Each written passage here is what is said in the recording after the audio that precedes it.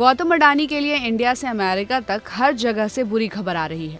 पिछले हफ्ता अडानी ग्रुप के चेयरमैन और इंडियन बिजनेसमैन गौतम अडानी को अमेरिका से एक बहुत बड़ा झटका लगा था। उन पर यूएस में अडानी ग्रीन एनर्जी लिमिटेड को सोलर एनर्जी प्रोजेक्ट से जुड़ा कॉन्ट्रैक्ट दिलाने के लिए $265 मिलियन, जो करीब करीब 2,236 करोड़ रुपए होते हैं, उतने की रिश्वत देने का आरोप लगा है। अब बैड न्यूज न्यूयॉर्क से आई है। रेटिंग एजेंसी मूडीज ने अडानी की 7 कंपनियों की साख को स्टेबल से कम करके नेगेटिव कर दिया है। मूडीज ने ऐसा क्यों किया है और इससे अडानी ग्रुप की इमेज और शेयर्स पर क्या असर पड़ेगा, उन सब के बारे में हम आपको इस वीडियो में बताएंगे। मूडीज ने ऐसा करने के लिए ग्रुप के चेयरमैन गौतम अडानी और दूसरों पर रिश्वत देने में शामिल होने के आरोप लगाए जाने का हवाला दिया है। फिच रेटिंग्स ने ग्रुप के कुछ बॉन्ड को नेगेटिव मॉनिटरिंग में रखा है।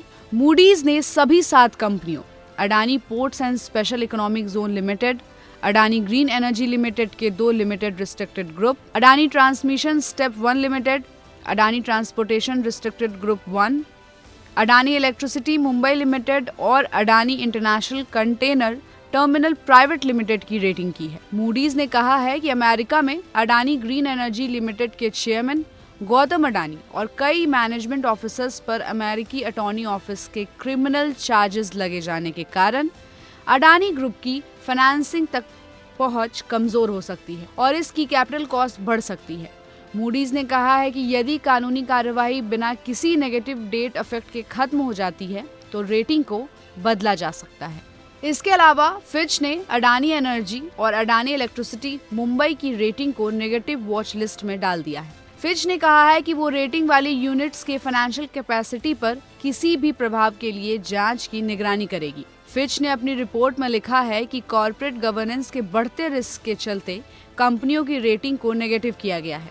फिच के मुताबिक इस रिस्क के चलते इन रेटिंग एंटिटीज की फंडिंग एक्सेस और इसकी लिक्विडिटी पर काफी असर दिख सकता है। इतना ही नहीं, फिच ने कहा है कि वो अडानी के खिलाफ चल रही जांच पर नजर बनाए हुए हैं।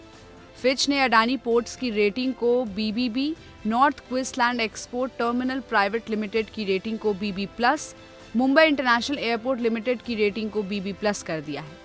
रेटिंग एजेंसी ने कहा है कि अमेरिका में जो विवाद हुआ है वो मुख्य तौर पर अडानी एनर्जी से जुड़ा है, लेकिन इसका असर ग्रुप की बाकी कंपनियों पर भी पड़ सकता है। अब ये देखना दिलचस्प होगा कि एक बार अमेरिका के लगाए गए रिश्वत वाले आरोप से अडानी के शेयर्सों में बहुत उतार चढ़ाव दिखा था, लेकिन हालांकि अडानी ग्रुप के शेयर्स ने दूसरे ही दिन कोप अप कर लिया।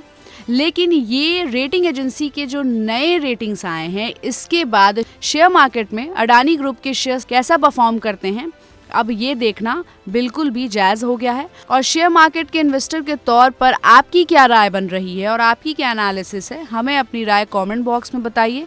और ऐसे ही अपडेट्स के लिए देखते रहिए गुड रिटर्न्स। हमारे चैनल को लाइक और सब्सक्राइब करना बिल्कुल भी मत भूलिएगा।